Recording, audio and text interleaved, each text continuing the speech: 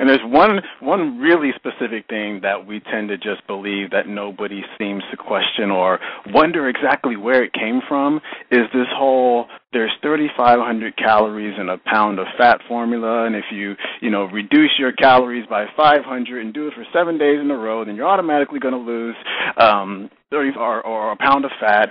What's your take on that? I mean, you dedicated a whole section of your book on that. Just go ahead and explode this myth, please. Yeah, I mean, my only regret is I didn't explode it 20 years ago because I ended up studying maths at Cambridge, and having done this as a teenager, I should have said, okay, I starved for a year. I mean, I cut back to 1,000 calories a day. I must have had a deficit of at least 1,000 because I was supposedly growing. I was playing every sport that the school put on offer.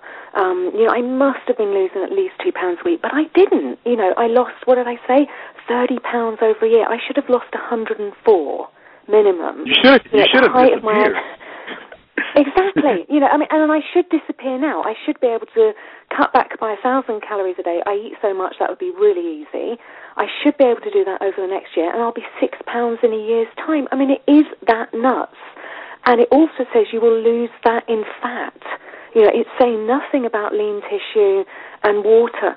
I remember being at an opening, actually, of a food science centre, and I was starting to question this as I was doing the research for the book. And I thought, okay, I'm with a dietitian. I'm just going to ask this dietitian. First of all, the dietitian was morbidly obese, which a number are, which just always blows me away. And I started saying to her, this 3,500 calorie thing, where does it come from? And she looked at me like I was the most stupid person she had ever encountered in her whole life. So I thought, okay, I'm going to ask these people that use it all the time. So I literally approached the 7 major health and obesity organisations in the UK. I mean, we're talking the equivalent of the Obesity Society, the USDA, the Food and Drug Administration, the American Dietetic Association, and I just approached all of these guys and said, where does this 3,500 thing come from? And can you prove that we will lose 1 pound every time we create a deficit of 3,500 calories? And I remember when the first reply came through, and I sort of started squealing and called my husband upstairs, and I said, you have to come and see this.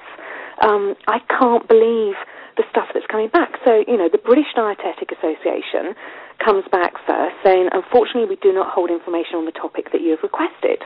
And yet it was actually their direct quote that I found the most succinct. So that was the one that I used in the question.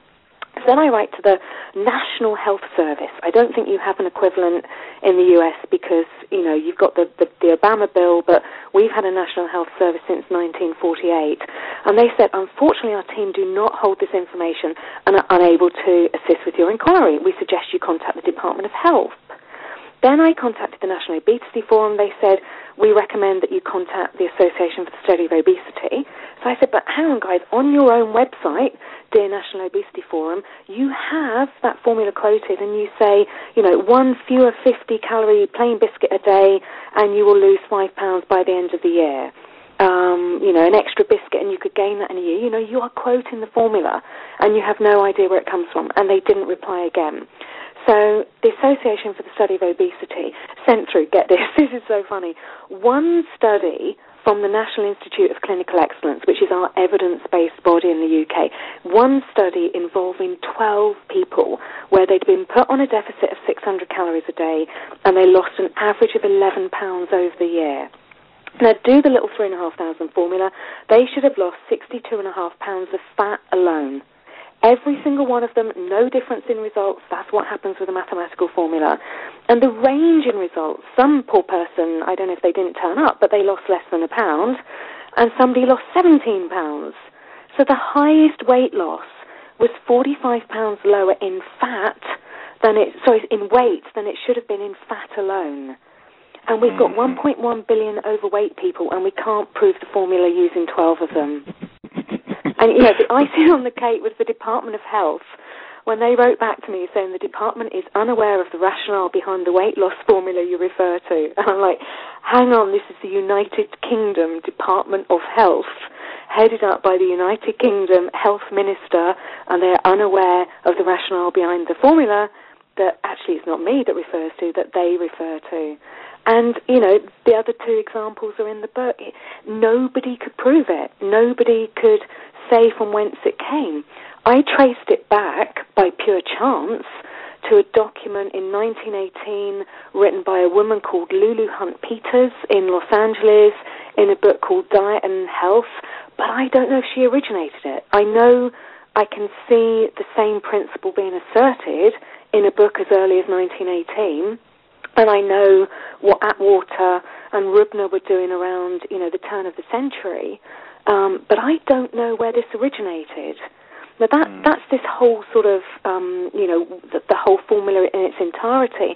When you then start thinking, well, hang on, let's just try and see where they got this number 3.5 from, and you work out that it must come from three so-called facts. We know that a pound equals 454 grams. That is a fact. We know, or we assume, that fat has about 9 calories per gram. But actually, we can find evidence really easily that it's anywhere between 8.7 and 9.5, and we assume that human fat tissue is 87% lipid. So you take those three so-called facts, and you come out with the number 3555, not even 3500, and that's really trying as hard as I can to get to the number that people are assuming. And then, how much I love Gary Taubes. And then Gary Taubes talks about, the importance or significance of 20 calories a day. It's like we're out by 55 as an absolute minimum. If I take the extremes of those numbers for fat and the extremes of those numbers for the lipid content of human fat tissue, I can get a pound to equal 2,800 calories. I can get a pound to equal 3,700 calories. That can make a difference of about 8 stone in a year. It just gets nuts. And so what exactly is a stone?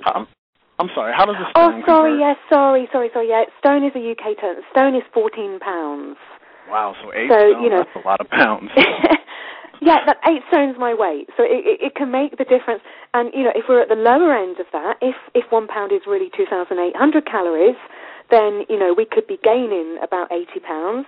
If it's 3,700 calories, we could be losing about 30 pounds.